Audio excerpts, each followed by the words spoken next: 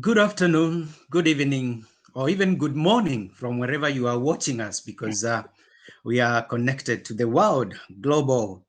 It's another time for Julius Mbaluto Life, and we are happy you joined us. Today, of course, we are focusing on our places of work. Our key question is that, okay, fine. Are we experiencing those moments of unfairness at places of our work? Or what does it even mean, fairness at our places of work?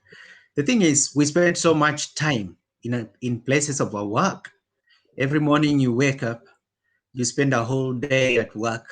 You come home, you sleep pretty short. You're waking up again, going back to work. So we spend a huge chunk of our life at places of our work, pretty much important.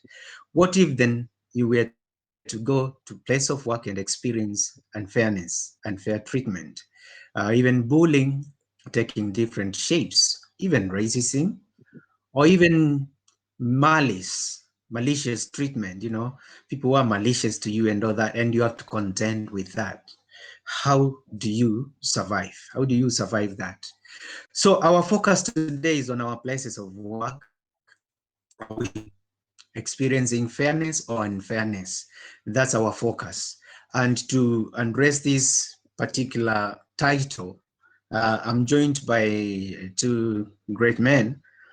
We are with Reverend Benson Kimaru, who is the Secretary General of the African Workers in the UK. He is also a retired minister of religion with experience in Kenya and as well as in the UK. Our other panelist is Salvador's son, Ruzats. I pray to God I say that correctly. If not, he's going to correct me. And he's the chairman of African Workers Union in the UK. He is a PhD holder, actually student. I graduated him before everyone else at the University of Huddersfield, specializing in public health. And also he is a public health consultant in Burundi. Burundi is one of the 6 countries in East Africa. And at the moment he's working as deputy manager at Northeast Autism Society, organization that specializes in autism control. So both these great men, they have a lot of knowledge, reservoir of knowledge, which you are willing to share with them. And also feel free to join us, feel free to comment, feel free to send your comments on Facebook. We are live on Facebook. Engage. Have you experienced unfair treatment at work? Are you experiencing unfair treatment at work? Or do you know someone who has? And what does that even mean? For example, when we talk about unfairness at places of work, that's why we have institutions like trade unions. And I'm happy we have these two gentlemen here. So I'm not going to talk for long. I've introduced these two gentlemen. Let's start with you, Reverend Benson Kimaru, and just tell us a bit more about that subject. What comes in your mind when you hear about unfairness at places of work? Thank you very much, Julius. It's a pleasure to be here and to appear in your television. Thank you for a kind introduction.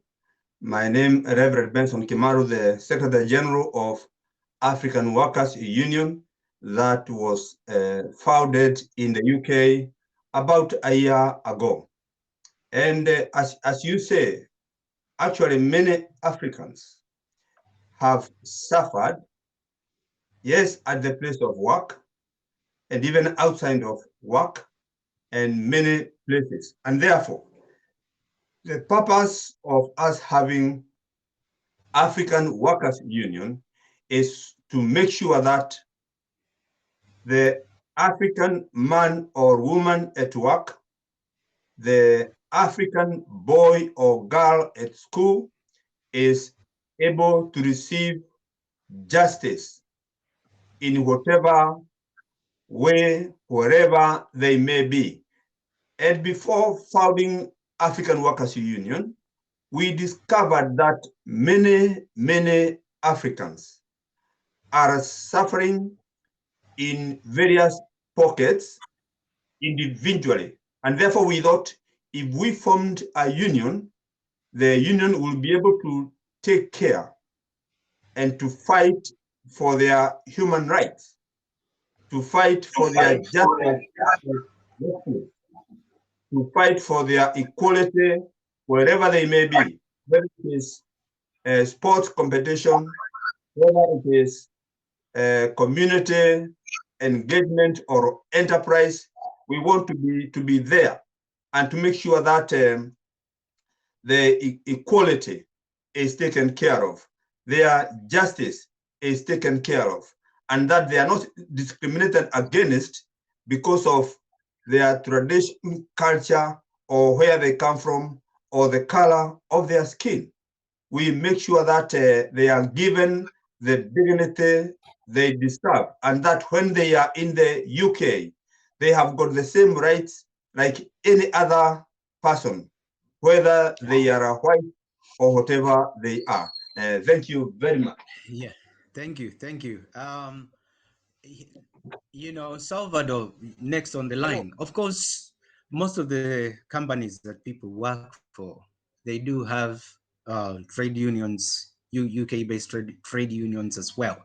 Um, what's the difference between uh, your trade union and the ones that they may belong at places of work? Thank you for the opportunity. First of all, everyone has got right to choose any union you want to be a member of, and also some people, especially maybe black and maybe other ethnic minorities, they may feel not well represented by their union within workplace. So that's why, especially when it comes to justice, equality, and the liberty for all without discrimination, some workers, they found out that they have been left behind. They haven't been represented the way it's supposed to be. And again, where the idea of opening this African Workers Union came out due to a black nurse who passed away due to COVID-19. And so that wonderful lady, she passed away possibly due to lack of PPE, and also maybe she was sent in unsafe environment. So why maybe other people have been sent in a safe environment and occupied with PPE. So that's possibly may cause her death. And she was the first black nurse to pass away. So then we thought that if we can open our union, that maybe if someone is not well represented, can join us and we can represent that person. And our union, if that person feels happy uh, to be represented, then we represent that person because we have got some qualified legal representatives and other advocates who are well trained. So that's why we came out with this idea to make sure that everyone has got a choice to any union that can represent that person fairly. Of course, we do agree most of the time you find that some unions are very much expensive to join. And in terms of affordability, it's also another issue there. And therefore, when you were forming this particular union, did you factor the membership fee and what dictated the amount that people should pay to join your own trade union? Yeah, actually, if I remember, it depends to your position within work, your type of work, whether you are a retired person, whether you are a student, whether you are an employed person, whether you are employed person, according to your annual salary. And then, for example, if you are a student, you can pay £10 for membership, and then you pay, I think, £2.50. So as a student or a retired person, but if you are in the workforce and your salary, for example, is 14,000, you will be able to pay, I think, £6 per month. If you get your annual salary is 21,000, I think you may pay £9 per month. If it's over 35,000, I think you may pay £15. We have got all this information within our website. I think we have to provide our website, then you can have a look how membership and subscription fees are. But it's manageable, really. We thought about it.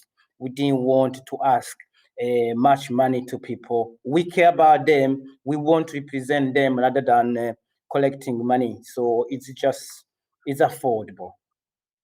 Brilliant. We're going for a quick break. Don't go away. We'll be back. Oh, thank you. Niajiwase. TapTap Send Money Transfer has launched its app in Kenya. Send money to M-Pesa and Kenyan bank accounts. Send money quickly at the best rate. Hassle-free. Available in the UK, France, Italy, Spain, Netherlands, Belgium and Germany. Tumaki too.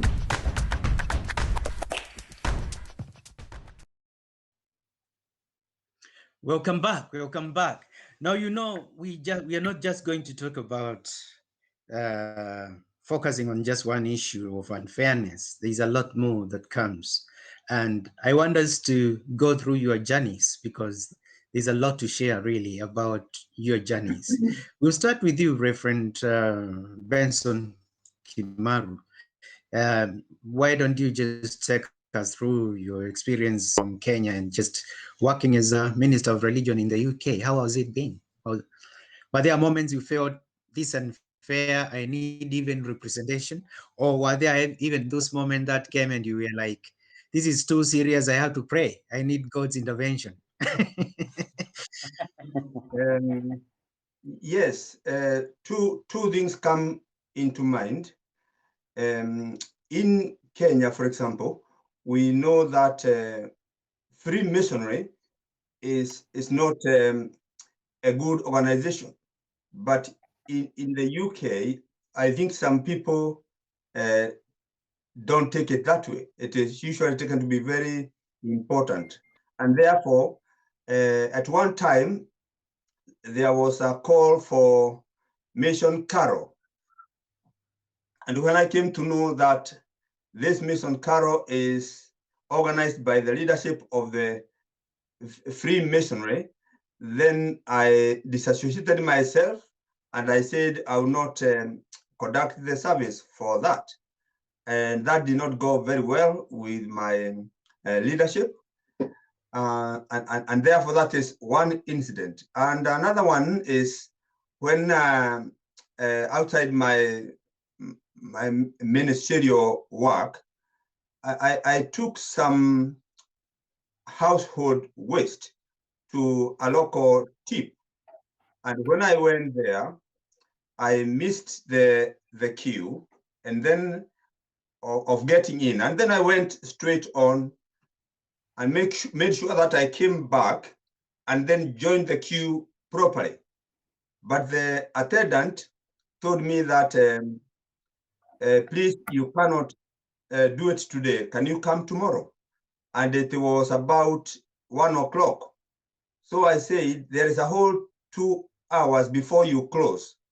And therefore, I cannot, I must make sure that I do the waste issues, I must do it. And then the person told me, no, you can't. And I was undermined because I was in the queue. So he called the police and the manager of the tip trying to talk with the police. And the police came to me and told me, you have to pull out. And because they were police, I agreed, I pulled out.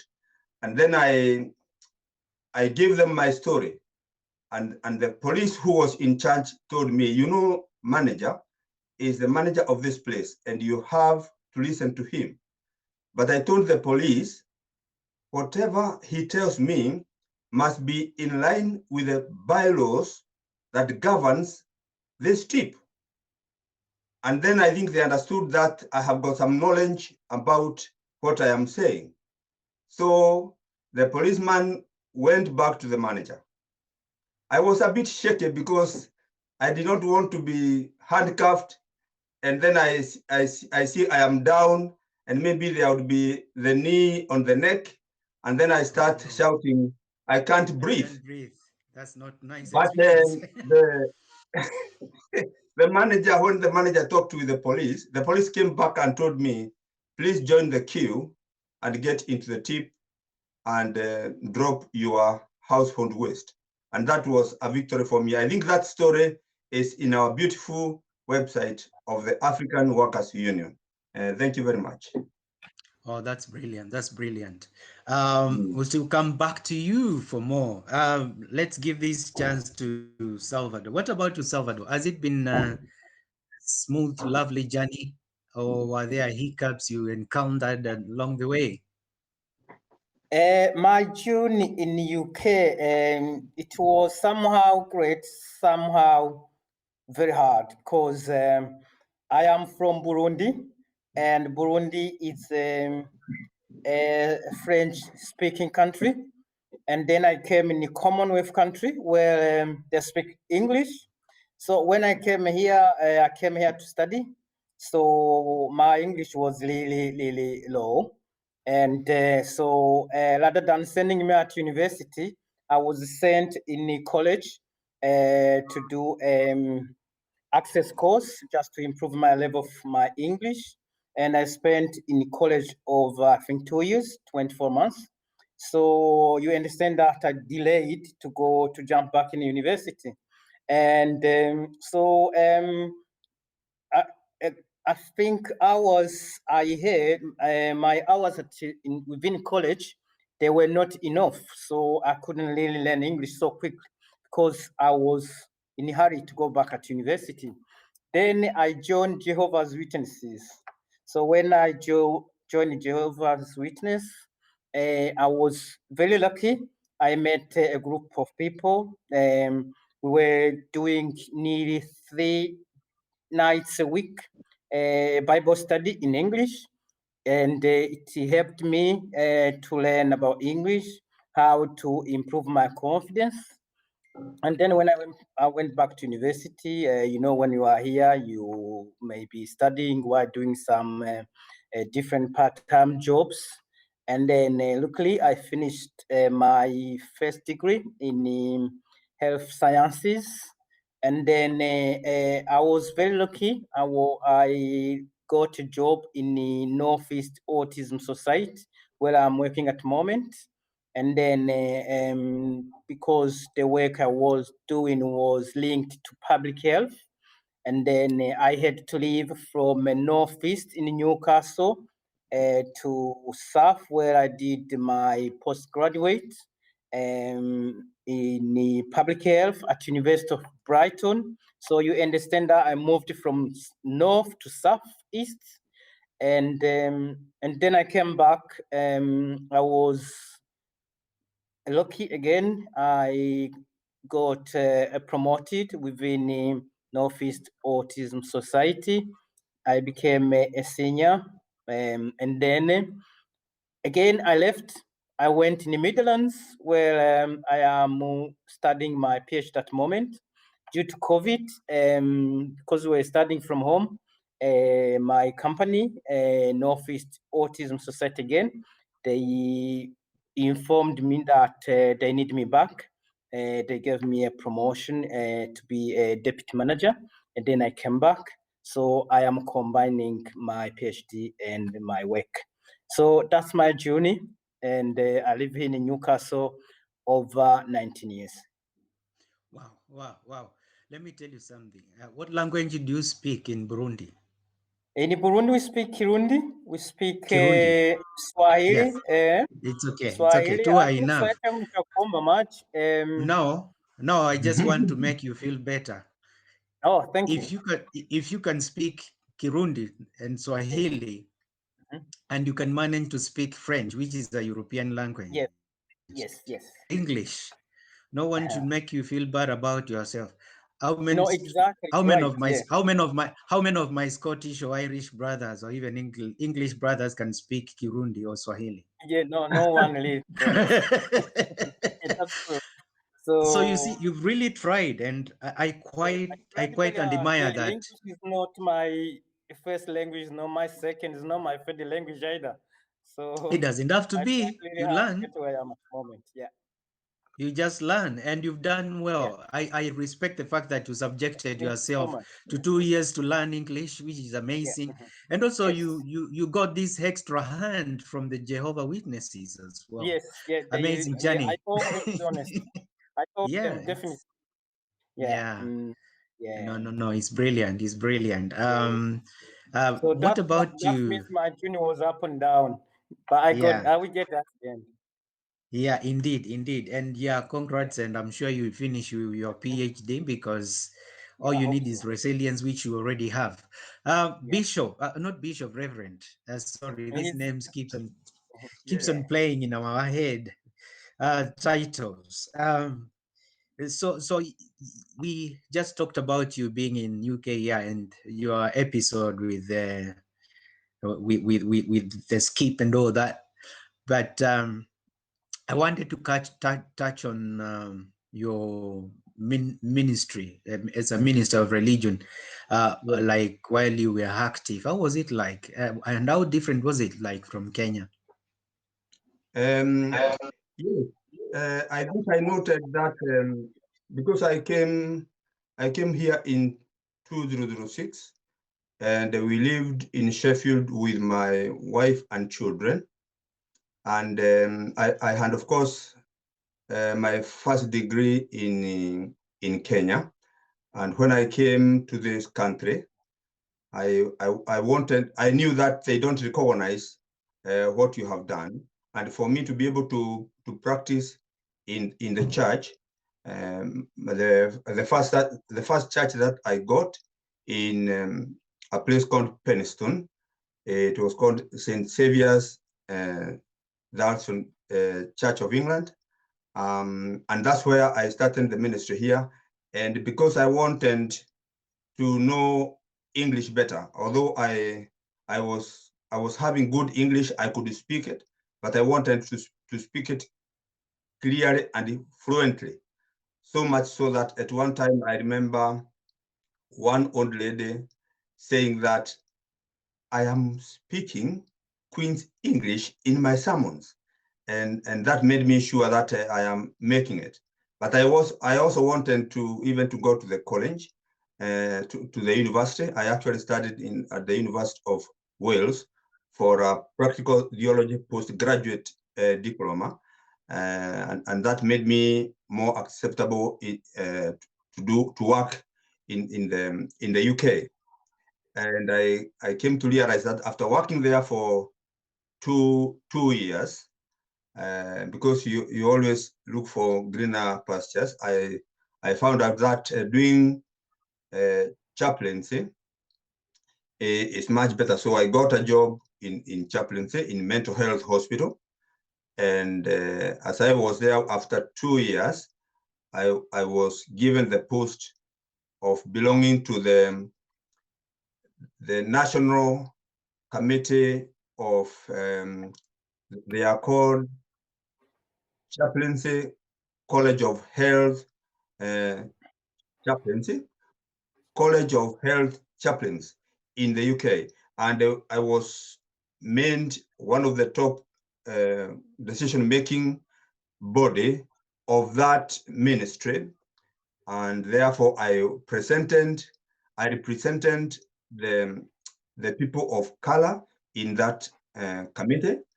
And it was giving the results to the main committee about what the nation should go towards mental health ministry. And therefore for the UK and more England to understand how to deal with mental health issues, and especially first generation Africans who are coming to to UK. Then they depended on the idea that we gave, and therefore we had time to do presentations during conferences and what have you, and that made me quite busy. I was working as a minister at Fieldhead Hospital near Leeds. Thank you very much. Brilliant, brilliant. What a journey. What really a journey. It's great. It's great. We are going for a quick break. Don't go away. We'll be back. Niajiwase. TapTap Send Money Transfer has launched its app in Kenya. Send money to M-Pesa and Kenyan bank accounts. Send money quickly at the best rate. Hassle-free. Available in the UK, France, Italy, Spain, Netherlands, Belgium and Germany. Tumaki too.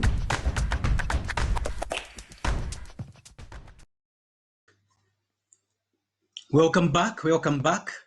We are talking about unfair treatment in our places of work, which ends up requiring the services of trade unions and, of course, different other institutions that defend human rights in such cases.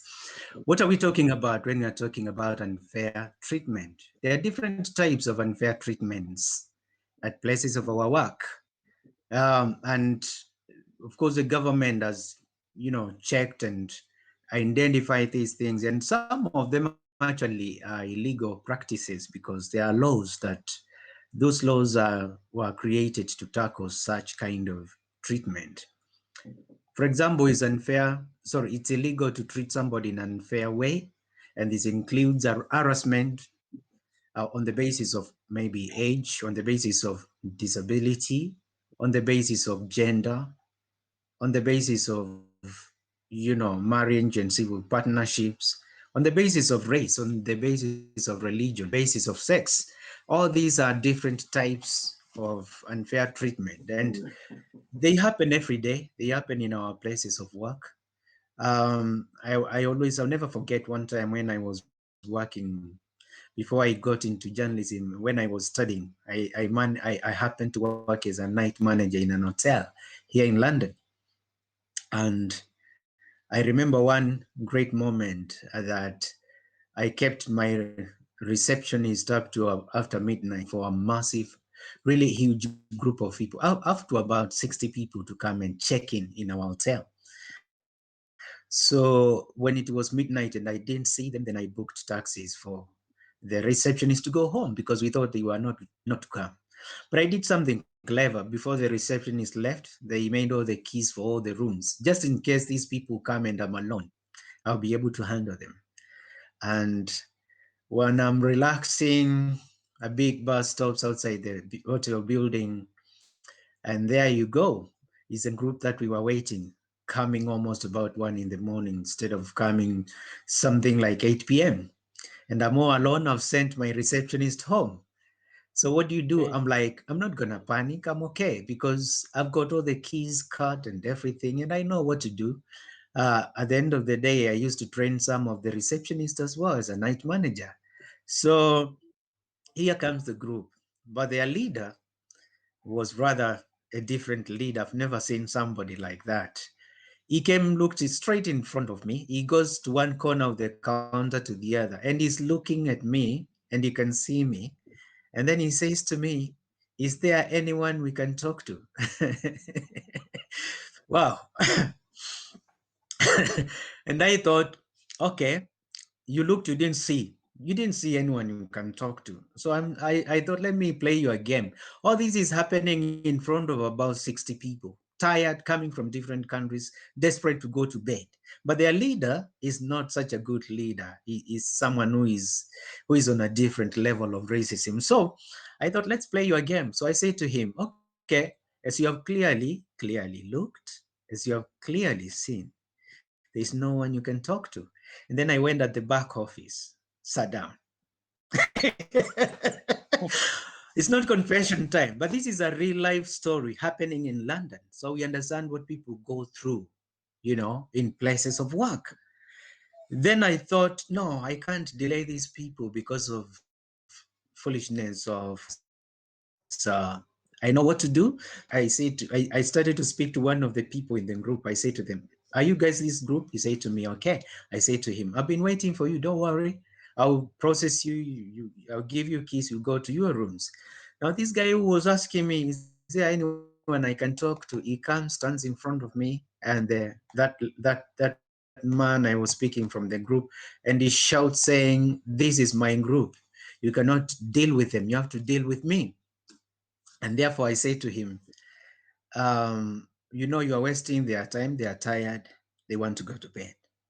As for me, I want to do my job. Now you are coming in front of my job because of your manners. And then he starts to say, we want to really speak to your manager. You know, you want to speak to the night manager. I don't think you know what you're doing. And I'm like, okay, what? Just give me, because what kind of night manager would you like to speak to? What color? Okay, you know, what kind of a manager? Because he didn't know. He didn't know I was a night manager. So to cut a long story short, I say to him, hey, I'm the night manager. How can I help you? How can I complain? Yeah, make your complaint to me about me. Okay, see how far it goes. And it took another man to intervene and tell him, we have watched you. You are a group leader here. We have watched you. We don't stay out. Let the guy do his work. Within a very short time, I processed their keys. I gave them keys. They went up to their rooms. Out of the 60, about 25 came back after getting to their room. They came back to the reception to apologize to me because of their treatment, because of his racist mind. And when it took just 1 week, and I got emails that more other people complained to his company and got a sack. So, I mean, how do you feel when someone will look at you and they won't see? So I'm just using that story to illustrate what people go through places of work. So let's go to maybe either Salvador or even Benson. Anyone with like similar experience or different experience along the lines of unfair treatment or even discrimination?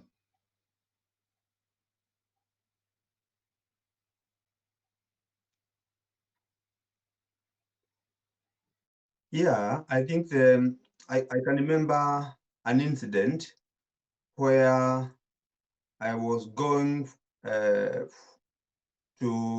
a case of one of my daughters, and when the place they were staying, I met a person who was, I think, in charge, maybe in charge at the moment. So I went and I told her, I'm the dad to so and so, and she has an appointment, so I have come to pick her.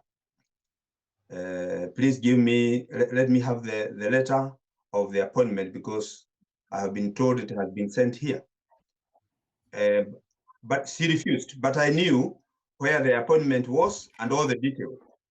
So I told her, if you refuse to give me that letter, it is very, very bad, because you are supposed to give me that letter. And that's why I came here for it. And if you are finding it a bit difficult, please, you can let me know. Whoever is senior than you, then I can talk to them. And although I knew the manager, she told me, it is only me you can talk to, and I have refused with this letter. And there's no other manager here apart from me. I told her, I'm aware of another manager. By that time, I had asked my daughter to come, so we went. And then later on, I called the manager. And the manager was very furious that a parent of a customer was treated in that kind of a manner. And the lady who was telling me that there is no other person to talk to, it's only me, then was interdicted, and she had actually to leave the employment. And I was told, I was called, and I was apologized to, and that case was like that. I was very sorry that she had to lose her job because of her carelessness. That's a story I can remember very vividly. About, is it 3 or 4 years ago? Yeah. Oh, thank you very much. Thank you very much, Reverend. Now, Salvador, you know, Hello. you are dealing with very topical industry, topical issue.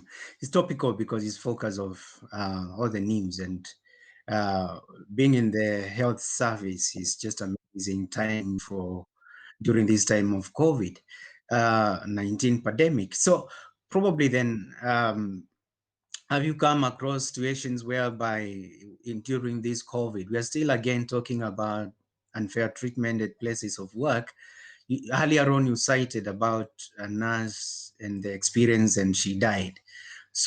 But yourself, in the work that you do, has it been impacted upon by COVID-19? Has it been affected at all, or it's fine, working fine? Are there issues maybe that you would wish to share with us? Thank you so much. When this pandemic COVID-19 outbreak, there were many changes, especially when it comes to infection control.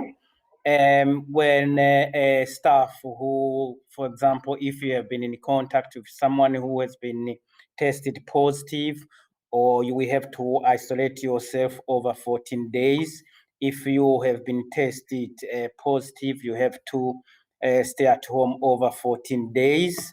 There was the time we ran out staff, because some staff they got in contact with their relatives who have been tested positive, and some other staff were tested positive.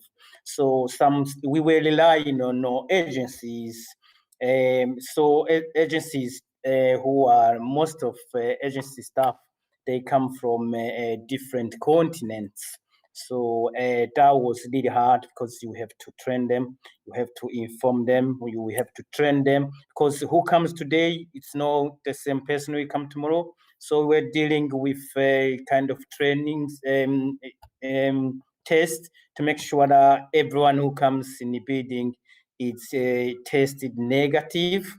That was really a big challenge. Again, for example, people we work with, that we have to stay indoors. You know, there was a total lockdown within the UK, so was limited activities. And also, if we come back to this kind of discrimination, for example, when you have to take a lead to make sure that people you work with, they are protected as a manager, we have to defend government restrictions. And some people will think, oh, who are you? Who are you to tell us? I will tell them, yeah, I'm in charge within these premises, so I have to make sure that my staff and my clients, they are protected. So some people didn't take it the way it was, but they had to obey, because it wasn't it was my mouth, but regulations and restrictions came from government, Public Health of England, so I was protected by law.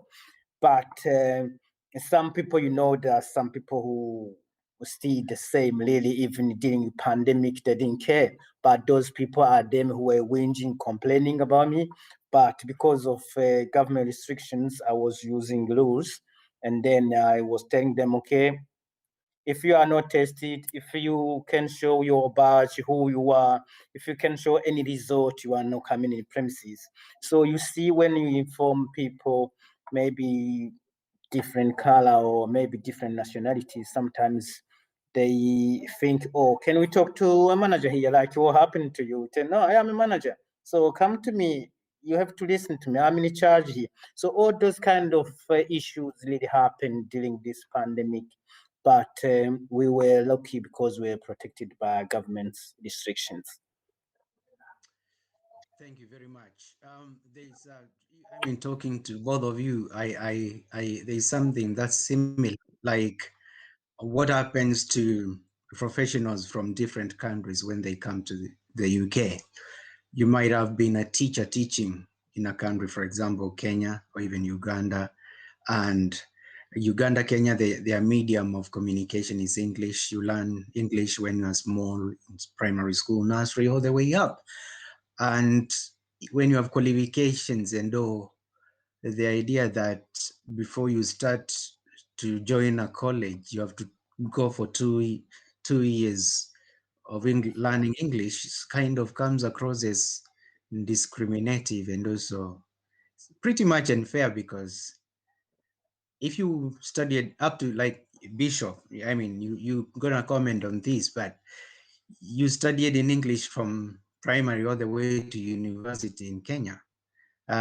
Would you really need to be given a bridging gap of English? And I'm asking this question because a long time ago, not very some time back, I read somewhere a university from, I think it was Australia. They took all the Queen's speeches over the time, sat down and listened, and kept on very keenly watching and listening. And their conclusions were even the Queen stopped speaking Queen's English some time ago. We are killing ourselves to speak Queen's English. And you only have to come from Kenya to begin to understand that we have different tribes in the UK. Only when the Welsh speak, or the Scottish speak, or even the Irish speak, the English may find is not as we speak, and vice versa. And therefore, no one ever wins in this particular battle. Now, roll it down, come to UK. I've been almost in every part of UK working as a journalist. A city like Birmingham is divided into different dialects. One city, different dialects. And you'll be so shocked. If you go up north, Liverpool, their English is totally different from London English. So why are we killing ourselves to learn this English? Must my brother Salvador, after 2 years of learning this English, he had to be helped by Jehovah Witness as well to top up? Yeah. That's a long story. Yeah. Yeah, well, actually, you're right. But when you come from no English speaking country, there are some requirements before you go at university. I think this is maybe universal. So there's this test it calls a TOEFL, is a test of English as a foreign language. So you have to pass through that. And then we do access course to see, for example, if you are going to do medicine, we check your result, if you are good in math, in physics, in chemistry, in biology. If you're going to do maybe English literature, they will check your maybe history, geography, and English. So these are kind of requirements before you can join the university. I don't think it's a matter of fairness, but they have to make sure that a communication within the classroom is it's okay. Otherwise, if they just bring everyone in, so it won't be easier for a student to learn, and it even not be either easy to a lecturer who will take a time to explain to a student who is not speaking English. So I think that's the government or maybe education ministry requirements. Yeah, I'm okay with you. Listen up. I'm okay with you. I'm talking about someone like Reverend from an English speaking country. Yeah, You know, it's totally different, isn't it? it is. Yeah, Reverend? definitely. Yeah. I think when I came in here, I found myself to relatively okay in terms of speaking. because I know there are some dialects, like in Bansel where we live, they don't actually speak the actual English. They mix English with their local native language. And as you say that they also look at different people in a different way. For example, Bansele have been always known to be somehow secluded. In fact, they think their men are the best of English men. When you talk of Yorkshire man, is like total man. I mean, it's like a man who is different from other men. And I noted that, of course, as you know, if you came from South, they refer to you as Southerner. If you come from mainland, there is a way of reference. If you come from the North, there is a way of reference. But I consider that to be a human ego, because even as I go on introducing African Workers Union, one time I met a Nigerian, and he was working as a bouncer in one of the supermarkets. And when I told him, oh, we have got a new union here, which may be able to help you if you had some problem. And then he took it, looked at the website, and then the next day we met with him. He told me, I think I agree with you, and I have seen the website is good. But you see, it is not expected that a Kenyan will introduce a Nigerian to something new they have done, because for him, he thinks it should have been the other way around. So you can see also even Black people have got that kind of ego, thinking that because they come from a certain country, therefore they are better than another person coming from a different country. So these differences are there, and that is the difference you can see coming literally from a person of the same color. Indeed.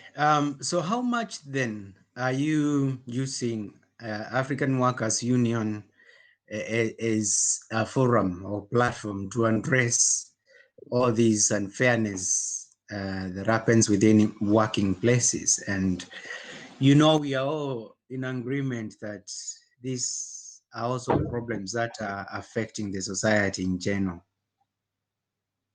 And in principle, our union have been formed to make sure that we fight for people who may be in some problem at place of work or really anywhere else.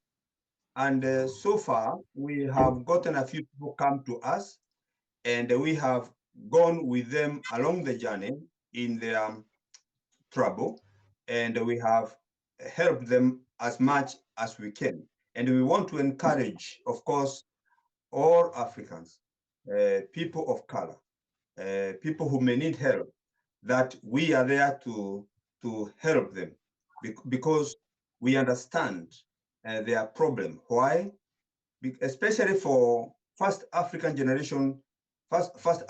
generation in the UK, come here, bringing with them their religion, bringing with them their culture, bringing with them their traditions, and what have you.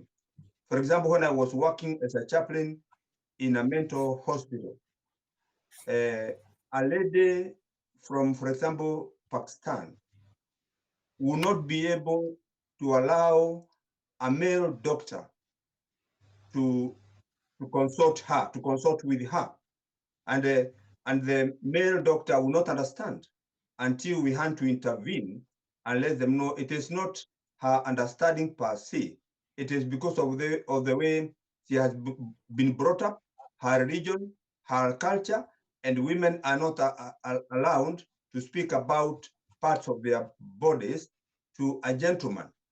And therefore, we even the treatment of a person coming from outside the UK, maybe Middle East or Africa, have got a different perspective in as far as their treatment is concerned. Sometimes talking to them and being with them and listening to them may be a little bit better than just going to the GP or going to the doctor and being prescribed to take some medication. That's a big difference that we need to measure on in as far as treatment is concerned within the NHS. Thank you very much, Julius. We are going for a quick break. Don't go away. We will be back. Niajiwase. TapTap Send Money Transfer has launched its app in Kenya. Send money to M-Pesa and Kenyan bank accounts. Send money quickly at the best rate. Hassle-free. Available in the UK, France, Italy, Spain, Netherlands, Belgium and Germany. Tumaki too.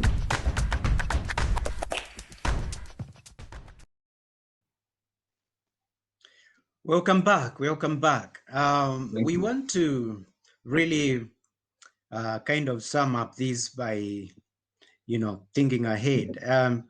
So let's talk to Chairman of African Workers Union, Mr. Salvador. How do you see your union panning out in a couple of years, and what are you doing to really mainstream it across UK? Thank you so much. For example, we have to thank ourselves and have to thank the whole team who formed this union because we formed this union in April last year, 2020, and now we are in May 2021, and we have got, I think, over 250 members. So that's really an important number within 1 year. And people we speak to, people we send messages to, they seem as they are happy with the union. They are happy to join in, even if some people still have more questions to ask. But you can see that people, they are willing to join us. That's why we have got a website, which is www.africanworkersunion.org.uk. And we here, if anyone wants to send us an email, it's support@africanworkersunion.org.uk. So this website helps us to make sure that we are promoting our union. We have got a Facebook, we have got a WhatsApp group, we have got LinkedIn, we have got Instagram. So everyone really, if they need any information, all these social media platforms, they have been helping us really to promote our and most of Africans, including other people who are not Africans, especially Caribbeans, Black Americans, even Indians, Asian, some of them, they are happy to hear kind of union. Maybe some of them, they have been in the same place like us. Maybe they have been marginalized like us. So most of people, they are very happy to hear this African Workers Union with hope that it will keep growing and growing. Yeah, I have to apologize because my 1 hour is over. I don't know if you can release me a bit. Don't worry about that. Don't worry about that. Don't worry about that. But you know what? It's been great pleasure to host both of you, and I know we shared a lot that's very important to all of us.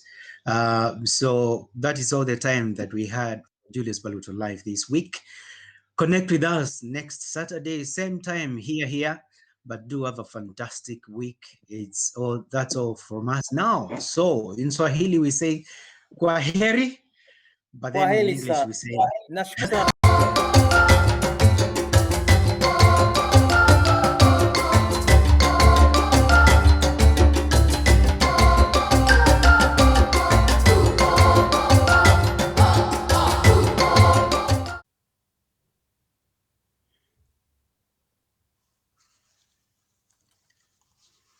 JJ, are you